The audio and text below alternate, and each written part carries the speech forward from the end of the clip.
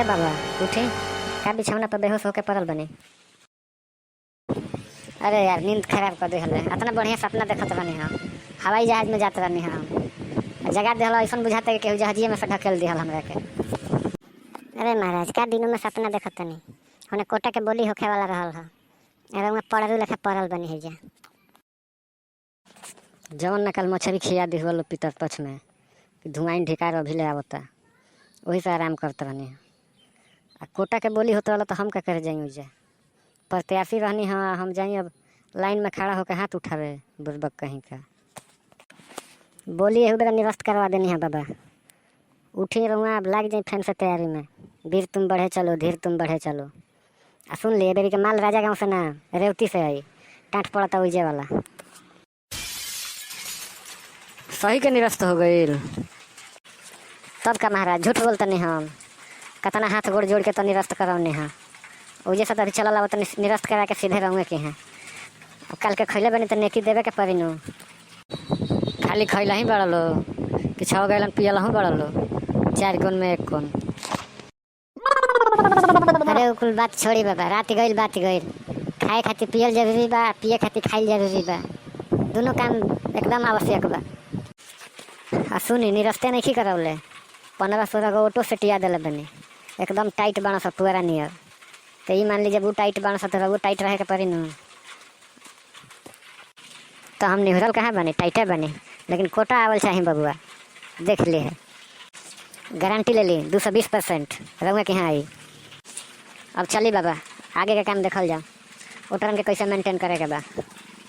चलो चलो ये हमारे बाबू, कहीं ऐसा मत होकर के खा पी लो आ कमाओ ना होके हमारे। अरे महाराज पहले ही जान छोड़े लगनी रहूँगा, भरोसा रखी रहुआ हमारा पर। केकरा संगे रहूँगा बानी, हल्का में मत ली हमके। जेने चाह देव ओने ढाई देव हम। अगर राव जीत ना हुई तो हार के बाबूजी के दम बाकी रोक दी जी। चल चल उतना हम लोग बुझाता ना, जीतब तो हरबे न करब। 15-16 गो वोट सटियावले बड़े, उसे चुनाव निकल जाई हमनी के। एक दिन खिया पिया का देहनी, अब हमारे दम पर पूरा महाभारत ठान दिले रहनी। हाँ रहूँगा प्रत्याशी बनी, रहूँगा कुछ क्रेडिट बाकी ना। 15-20 गो हम सटियावले बनी तो 70-80 गो रहूँ सटियाई, तब तो लड़ाई में रह महाराज जी। ऊ ना कहे के मतलब कहाँ कहाँ लगता, हवा केने के बहता। हवा तो बड़ी खुशबूदार चलता रउए पक्ष में।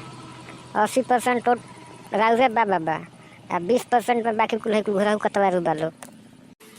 लाला के पोखरा के पश्चिम जितना घर देखा तनी कुल वोट अपने है बाबा। एगहूँ के बड़ाई ना में से कल जानता नहीं 4 गैलन में हुआ तो उन्हीं खपी गए।